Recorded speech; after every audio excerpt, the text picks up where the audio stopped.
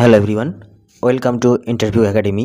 আজকে ইন্টারভিউয়ের জন্য বাছাই করা 100টি প্রশ্ন উত্তর, যা ইতিপূর্বে বিভিন্ন ইন্টারভিউতে জিজ্ঞাসা করা হয়েছে, ঠিক সেই রকমই 100টি প্রশ্ন উত্তর আলোচনা করব। প্রথম কোশ্চেন রয়েছে, বন্দে মাতরম কার লেখা? বন্দে মাতরম এই আমাদের ন্যাশনাল সং, এটি লিখেছেন ঋষি বঙ্কিমচন্দ্র চট্টোপাধ্যায়, বিশিষ্ট সাহিত্যিক। ভারত ছাড়ো আন্দোলন কে ডাকেন? ভারত ছাড়ো আন্দোলন ডেকেছিলেন জাতির পিতা মহাত্মা গান্ধী, যার পুরো নাম মোহনদাস করমচাঁদ গান্ধী। জয় জওয়ান জয় কিষাণ কে বলেন? এই উক্তিটি লাল বাহাদুর শাস্ত্রী মহাশয়ের। গরিবি হটাও কে বলেন? গরিবি হটাও এই ডাক দিয়েছিলেন ভারতের প্রথম মহিলা প্রধানমন্ত্রী ইন্দিরা গান্ধী। ভারতের জাতীয় পতাকার মাঝে যে চক্র আছে তার নাম কি? আমরা জানি যে আমাদের জাতীয় পতাকার মাঝে একটি গোল চক্র রয়েছে, যাতে 24টি স্পোকও রয়েছে। এটি হচ্ছে অশোক চক্র নামে পরিচিত। আমাদের জাতীয় পতাকার দৈর্ঘ্য প্রস্থের অনুপাত কীরকম? খুব কমন একটি কোশ্চেন, যেটি আমরা সবাই জানি যে জাতীয় পতাকার দৈর্ঘ্য এবং প্রস্থ হবে 3:2। প্রথম নোবেলজয়ী বাঙালি কে? প্রথম নোবেলজয়ী বাঙালি হচ্ছেন রবীন্দ্রনাথ ঠাকুর। প্রথম বাঙালি শহীদ আমরা জানি যে প্রথম বাঙালি শহীদ হচ্ছেন ক্ষুদিরাম বসু, যিনি দীপ্তকণ্ঠে বন্দে মাতরম সঙ্গীত তুলে ফাঁসির দড়ি গলায় পরে নিয়েছিলেন। মেদিনীপুরের অন্যতম বীর সন্তান ক্ষুদিরাম বসু। প্রথম বাঙালি মহিলা শহীদকে? প্রীতিলতা ওয়াদ্দেদার। করেঙ্গে ইয়া মরেঙ্গে এটি কে বলেছিলেন? করেঙ্গে ইয়া মরেঙ্গে বলেছিলেন গান্ধীজি। ডু অর ডাই যার ইংলিশে বলা হয়। আরাম হারাম হ্যায় এটি বলেছিলেন ভারতের প্রথম প্রধানমন্ত্রী জওহরলাল নেহেরু। পরবর্তী কোশ্চেন, পায়রা কিসের প্রতীক? পায়রা শান্তির প্রতীক। বিভিন্ন প্রতীকগুলো রয়েছে, কখনো কালো কালো ব্যাজ বা সাদা পতাকা, লাল পতাকা, কালো পতাকা ইত্যাদি বিভিন্ন যে প্রতীকগুলো রয়েছে সেগুলো একটু জেনে নিতে হবে। কালো পতাকা কিসের প্রতীক? কালো পতাকা হচ্ছে প্রতিবাদের। অর্ধনমিত পতাকা বলতে বোঝায় জাতীয় শোক। এই তো কিছুদিন আগে যখন ডক্টর মনমোহন সিং মারা গেলেন, হাওড়া স্টেশনে গেলাম, দেখলাম যে ওখানে যে বড় জাতীয় পতাকাটি রয়েছে সেটি অর্ধনমিত রয়েছে। তখনই আমার মনে পড়লো যে 7 দিনের জাতীয় শোক ঘোষণা করা হয়েছে আমাদের প্রাক্তন প্রধানমন্ত্রী মারা যাওয়াতে। পৃথিবীর কেন্দ্রে আমার বা তোমার ওজন কত হবে? এটা 0 কেজি হবে, কারণ আমরা জানি পৃথিবীর কেন্দ্রে কোনো গ্র্যাভিটেশনাল পাওয়ার নেই, কোনো মহাকর্ষজ শক্তি নেই। এর জন্যই পৃথিবীর কেন্দ্রে ওজন হবে 0। প্রথম কোন বাঙালি এভারেস্টের উচ্চতা পরিমাপ করেন? রাধানাথ সিকদার। প্রথম এভারেস্টের উচ্চতা পরিমাপ করেন রাধানাথ সিকদার। মায়ানমারের রাজধানীর নাম কি? বিভিন্ন বিশেষ করে ভারতের প্রতিবেশী দেশ যেগুলো রয়েছে এবং আমাদের প্রতিবেশী রাজ্য যেগুলো রয়েছে সেগুলোর রাজধানী নিয়ে প্রশ্ন কিন্তু ইন্টারভিউতে আসে। তো মায়ানমারের রাজধানী নাম হচ্ছে ইয়াঙ্গুন। এছাড়া নেপাল, ভুটান, বাংলাদেশ, শ্রীলঙ্কা, পাকিস্তান, আফগানিস্তান ইত্যাদি দেশগুলোর ক্যাপিটাল এবং তাদের প্রধানমন্ত্রী বর্তমান, এটা জেনে রাখতে হবে। এগুলো কারেন্ট অ্যাফেয়ার্সের প্রশ্ন উত্তর আমি আলোচনা করব। বিশ্বের গভীরতম হ্রদ কোনটি? বিশ্বের গভীরতম হ্রদ হচ্ছে বৈকাল হ্রদ। পৃথিবীর কোন দিক থেকে কোন দিকে সূর্য ঘুরছে? পৃথিবী কোন দিক থেকে কোন দিকে ঘুরছে? এটি হচ্ছে পশ্চিম থেকে পূর্বে, যেটা আহ্নিক গতি বলা হয়, পশ্চিম থেকে পূর্বে। জলদাপাড়া অভয়ারণ্য বিখ্যাত কী জন্য? গন্ডার, বিশেষ করে একশৃঙ্গ গন্ডার রয়েছে জলদাপাড়া অভয়ারণ্যে, এই জন্যই কিন্তু এই অভয়ারণ্য বিখ্যাত। পশ্চিমবঙ্গের জাহাজ নির্মাণ কারখানা কোথায় অবস্থিত? পশ্চিমবঙ্গের জাহাজ নির্মাণ কারখানা রয়েছে গার্ডেন রিচে। কলকাতার গার্ডেন রিচে পশ্চিমবঙ্গে রয়েছে জাহাজ নির্মাণ কারখানা। কোন গাড়িতে কোনো নাম্বার থাকে না? আমরা জানি রাজ্যপালের গাড়িতে কোনো নাম্বার থাকে না। কত সালে কে প্রথম চাঁদে পা রাখেন? নীল আর্মস্ট্রং 1969 সালে প্রথম চাঁদে পা রাখেন। ফারাক্কাবাদ কোন নদীর ওপর অবস্থিত? খুব কমন একটি কোশ্চেন। ফারাক্কাবাদ অবস্থিত মুর্শিদাবাদ জেলার গঙ্গা নদীর উপর। এবং এখানে আমরা যে হাওড়া ব্রিজ, রবীন্দ্র সেতু বা সেকেন্ড ব্রিজ বা নিবেদিতা সেতু, এগুলো কিন্তু সব হবে হুগলি নদীর উপরে, আর ফারাক্কাবাদ রয়েছে মুর্শিদাবাদের গঙ্গা নদীর উপরে। পশ্চিমবঙ্গের সর্বোচ্চ পর্বত কোনটি বা সর্বোচ্চ শৃঙ্গ? সান্দাকফু, এবং এটির উচ্চতা হচ্ছে 3630 মিটার। মেঘের উপাদান কি, অর্থাৎ মেঘের মধ্যে কী কী উপাদান থাকে? মেঘের মধ্যে রয়েছে জলকণা, ধূলিকণা এবং জলীয় বাষ্প। কালো হীরা কাকে বলা হয়? খুব কমন একটি কোশ্চেন। কালো হীরা বলা হয় কয়লাকে। রিক্টার স্কেলে কী মাপা হয়? রিক্টার স্কেলে মাপা হয় ভূমিকম্পের তীব্রতা। রিক্টার স্কেলে এটা মাপা হয় ভূমিকম্পের তীব্রতা। চাঁদে প্রাণী নেই কেন? চাঁদে কোনো প্রাণী নেই, এর কারণ চাঁদে জল নেই এবং অক্সিজেন নেই। চাঁদে জল আছে কিনা এ নিয়ে অনেক গবেষণা হচ্ছে, তবে আমরা আপাতত জানবো যে চাঁদে জল নেই। চাঁদে এখনও নির্দিষ্ট কোনো প্রমাণ পাওয়া যায়নি, তাই চাঁদে জল নেই এবং অক্সিজেন না থাকার কারণে চাঁদে কোনো প্রাণের অস্তিত্ব নেই। বার্নপুর কোথায় অবস্থিত এবং কী জন্য বিখ্যাত?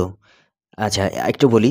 এই পশ্চিমবঙ্গের বিভিন্ন যে শিল্প শহরগুলো রয়েছে, হলদিয়া, বার্নপুর, দুর্গাপুর ইত্যাদি আরও যেগুলো রয়েছে, এগুলো সম্বন্ধে না একদম খুঁটিনাটি তথ্য, কোন শিল্প, কোন কারখানা রয়েছে, কত শ্রমিক কাজ করে, মানে অর্থনৈতিকভাবে কেন গুরুত্বপূর্ণ ইত্যাদি তথ্য। অর্থাৎ পশ্চিমবঙ্গে তো পশ্চিমবঙ্গ সম্বন্ধে, আমাদের বেঙ্গল সম্বন্ধে সমস্ত তথ্য জেনে যেতে হবে ইন্টারভিউতে, এবং তার মধ্যে এই শিল্প শহরগুলো সম্বন্ধে ভালো করে খুঁটিয়ে পড়তে হবে। আমি পরবর্তীতে এগুলো আলোচনা করব। তো বার্নপুর কোথায় অবস্থিত, কী জন্য বিখ্যাত? পশ্চিমবঙ্গে অবস্থিত, লৌহ ইস্পাত কারখানার জন্য বিখ্যাত। গঙ্গার প্রধান উপনদী হচ্ছে যমুনা, মনে রাখবে, গঙ্গার প্রধান উপনদী যমুনা। আকাশের কোন দিকে ধ্রুবতারা দেখা যায়? উত্তর দিকে। আসামের রাজধানীর নাম কি? আসামের রাজধানীর নাম দিশপুর। রোম রাজ্য গড়ে উঠেছিল কোন দেশে? ইতালিতে রোম রাজ্য গড়ে উঠেছিল। আর মানচিত্র তৈরির কাজকে কি বলা হয়? মানচিত্র তৈরির কাজকে বলা হয় কার্টোগ্রাফি। থর মরুভূমির একমাত্র নদীর নাম কি? থর মরুভূমির একমাত্র নদীর নাম হচ্ছে লুনি নদী। কোন দেশকে নীল নদের দান বলা হয়? মিশরকে নীল নদের দান বলা হয়। ভারতের কোথায় সবচেয়ে বেশি বৃষ্টি হয়? আমরা জানি মেঘালয়ের মৌসিনরামে। মেঘালয় মৌসিনরামে সবথেকে বেশি বৃষ্টি হয়। মেঘালয়ের রাজধানীর নাম হচ্ছে শিলং। সবচেয়ে বড় মহাসাগর কোনটি? প্রশান্ত মহাসাগর সবথেকে বড় মহাসাগর। কয়টি মহাদেশ নিয়ে পৃথিবী গঠিত? 7টি মহাদেশ রয়েছে। 7টি কী কী? Asia, Africa, Antarctica, Australia, Europe, North America এবং সাউথ আমেরিকা। এই 7টি মহাদেশ নিয়ে পৃথিবী গঠিত। কলকাতার হুগলি নদীর কোন দিকে অবস্থিত? এই কলকাতা শহরটি হুগলি নদীর কোন দিকে? আমরা অনেক সময় এটা গুলিয়ে ফেলি, মনে রাখবে পূর্ব দিকে অবস্থিত। সূর্য থেকে পৃথিবীর দূরত্ব কত? 15 কোটি কিলোমিটার। 15 কোটি কিলোমিটার, 15 crore কিলোমিটার। কোন রং সব রঙের সমষ্টি? সাধারণত আমরা জানি সাদা রং। সাদা রং হলো সব রঙের সমষ্টি। পশ্চিমবঙ্গের প্রধান ফসল কি? পশ্চিমবঙ্গের প্রধান ফসল হলো ধান। ধানের পরেই রয়েছে পাট। পশ্চিমবঙ্গের প্রধান দুটি বন্দর, নদী বন্দর বিশেষ করে, পশ্চিমবঙ্গের প্রধান দুটি বন্দর হচ্ছে হলদিয়া বন্দর আর এদিকে রয়েছে কলকাতা বন্দর। একজন ভারতীয় মহাকাশচারীর নাম আমরা সবাই জানি যে আমাদের রাকেশ শর্মা, প্রথম ভারতীয় মহাকাশচারী। ভারতের সবচেয়ে বড় নদী গঙ্গা। ভারতের সবথেকে বড় নদী হচ্ছে গঙ্গা। হিমালয়ের মধ্যে, হিমালয়ের যে সমস্ত শৃঙ্গ রয়েছে তার মধ্যে সবথেকে উচ্চ হচ্ছে Mount Everest. Mount Everest 8,848 metre. মাদ্রাজের বর্তমান নাম হলো চেন্নাই। মাদ্রাজের বর্তমান নাম চেন্নাই। ভারতের সবথেকে বড় শহর মুম্বাই। সবথেকে বড় শহর এবং অর্থনৈতিক রাজধানী মুম্বাই, মহারাষ্ট্রে অবস্থিত। পৃথিবীর প্রথম মহাকাশচারীকে? Yuri Gagarin. রাশিয়ার সেই বিখ্যাত ইউরি গ্যাগরিন, বিখ্যাত ব্যক্তি, তিনি প্রথম মহাকাশে গিয়েছিলেন। পশ্চিমবঙ্গের কোথায় উষ্ণ প্রস্রবণ আছে? পশ্চিমবঙ্গের উষ্ণ প্রস্রবণ রয়েছে বক্রেশ্বরে। উষ্ণ প্রস্রবণ বলতে যেখান থেকে মানে মাটির নিচ থেকে গরম উষ্ণ জল বেরিয়ে আসে যে জায়গাগুলো থেকে। আচ্ছা, কোন নদীকে বাংলার দুঃখ বলা হয়? দামোদর নদী। দামোদর নদীর উপর দিকটা চওড়া, নিচের দিকটা সরু হওয়াতে প্রতি বছর 2 পাড় প্লাবিত হয়ে যায়, এই জন্য দামোদর নদীকে বাংলার দুঃখ বলা হয়। পানাজি কোন রাজ্যের রাজধানী? গোয়া। ছোট্ট একটি রাজ্য গোয়া। গোয়ার রাজধানী হচ্ছে পানাজি। কোন শহর উত্তর পূর্ব ভারতের প্রবেশদ্বার বলা হয়? উত্তর পূর্ব ভারতের প্রবেশদ্বার শিলিগুড়ি। শিলিগুড়ি আমাদের পশ্চিমবঙ্গেরই একটি শহর, সেখান থেকেই উত্তর পূর্ব ভারতের সমস্ত প্রবেশপথ আর কি, সেটাই। আর সবথেকে দ্রুততম প্রাণী হচ্ছে চিতা। পৃথিবীর কোন গোলার্ধে, ভারত পৃথিবীর কোন গোলার্ধে রয়েছে? উত্তর গোলার্ধে রয়েছে। পৃথিবীর উচ্চতম জলপ্রপাত অ্যাঞ্জেল, আমেরিকায় রয়েছে অ্যাঞ্জেল। ক্ষুদ্রতম মহাদেশ কোনটি? পৃথিবীর ক্ষুদ্রতম মহাদেশ হচ্ছে ওশিয়ানিয়া। পৃথিবীর বৃহত্তম হ্রদ কোনটি? কাস্পিয়ান সাগর পৃথিবীর বৃহত্তম হ্রদ। আর গভীরতম হ্রদ হচ্ছে বৈকাল হ্রদ। ভারত প্রথম কত সালে ক্রিকেট বিশ্বকাপে জয়লাভ করে? 1983 সালে কপিল দেব। এই 83 বলে একটি সিনেমাও রয়েছে। 1983 সালে কপিল দেবের নেতৃত্বে ভারত বিশ্বকাপ ক্রিকেটে প্রথম জয়লাভ করে। IF এর পুরো নাম কি? Indian Football Association. Indian Football Association. অধীনতামূলক মিত্রতা নীতিকে প্রবর্তন করেন লর্ড ওয়েলেসলি। বাংলার প্রথম গভর্নর কে? ওয়ারেন হেস্টিংস ছিলেন বাংলার প্রথম গভর্নর। হোচিমিন কে? হোচিমিন হচ্ছেন ভিয়েতনামের রাষ্ট্রপতি। ভিয়েতনামের রাষ্ট্রপতি ছিলেন হোচিমিন। আচ্ছা, স্পার্টাকাস কে ছিলেন? এই যে বিভিন্ন ঐতিহাসিক যে ব্যক্তিগুলো রয়েছে, হোচিমিন, মাও সেতুং, নেলসন ম্যান্ডেলা, এদের জীবনী সম্বন্ধে একটু তথ্য জেনে রাখতে হবে। ইন্টারভিউতে এগুলো অত্যন্ত প্রয়োজন।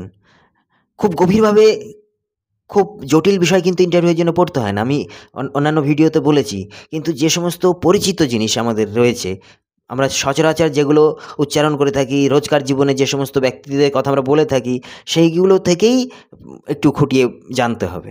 তো হোচিমিন, মাও সেতুং, নেলসন ম্যান্ডেলা ইত্যাদি, বিভিন্ন কার্ল মার্কস ইত্যাদি, এই সমস্ত ঐতিহাসিক ব্যক্তিত্ব সম্পর্কে তথ্য একটু জেনে রাখতে হবে। তারা কী আন্দোলন করেছিল, কী জন্য তারা বিখ্যাত, কোন দেশের তারা ছিলেন।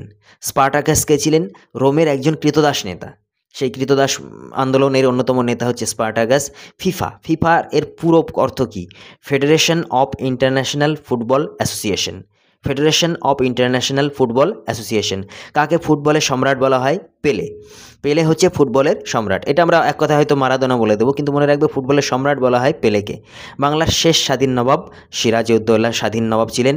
এরপর মীর কাসিম সম্বন্ধেও বলা হয়, কিন্তু শেষ স্বাধীন নবাব ছিলেন সিরাজউদ্দৌলা। পৃথিবীর বৃহত্তম দ্বীপ গ্রিনল্যান্ড, বৃহত্তম দ্বীপ।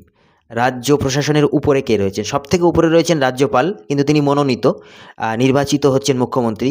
লালকেল্লা কে নির্মাণ করেন? লালকেল্লা নির্মাণ করেন শাহজাহান। লালকেল্লা নির্মাণ করেন শাহজাহান। পৃথিবীর বৃহত্তম মহাকাব্য কোনটি? পৃথিবীর বৃহত্তম মহাকাব্য হলো মহাভারত। ফাহিয়েন কোন দেশের লোক? ফাহিয়েন হচ্ছেন চৈনিক পর্যটক, চীন দেশের লোক তিনি প্রকৃতপক্ষে। পার্সিদের ধর্মগ্রন্থের নাম কি? পার্সিদের ধর্মগ্রন্থের নাম জেন্দ আভেস্তা। আর গ্রিকদের প্রধান দেবতা কে ছিলেন? জিউস। শিখদের ধর্মগ্রন্থের নাম হচ্ছে গ্রন্থ সাহেব। শিখদের ধর্মগ্রন্থের নাম গ্রন্থ সাহেব। কোন থানা অভিযানে মাতঙ্গিনী শহীদ হন? পূর্ব মেদিনীপুরের তমলুক থানা অভিযানে গিয়ে মাতঙ্গিনী হাজরা শহীদ হন, এবং সেখানে তার বাড়িও রয়েছে এখনও। প্রাচীনতম সভ্যতা, ভারতের প্রাচীনতম সভ্যতা হচ্ছে সিন্ধু সভ্যতা। ব্রতচারীর প্রতিষ্ঠা কে করেন? গুরু সদয় দত্ত ব্রতচারীর প্রতিষ্ঠা করেন। গৌতম বুদ্ধের প্রকৃত নাম কি? সিদ্ধার্থ। গৌতম বুদ্ধের প্রকৃত নাম। যীশুখ্রিস্ট কোথায় জন্মগ্রহণ করেন? মনে রাখবে প্যালেস্তাইনের বেথেলহেম শহরে যীশুখ্রিস্ট জন্মগ্রহণ করেন। বন্দে মাতরম গানটি কোন বইতে আছে? আমাদের ন্যাশনাল সং বন্দে মাতরম, এটি রয়েছে আনন্দমঠ বইতে। আগেও আমি বলেছি, বঙ্কিমচন্দ্রের লেখা, সাহিত্যিক বঙ্কিমচন্দ্রের লেখা আনন্দমঠ বইতে রয়েছে। আর্য সমাজ কয়টি শ্রেণীতে বিভক্ত ছিল?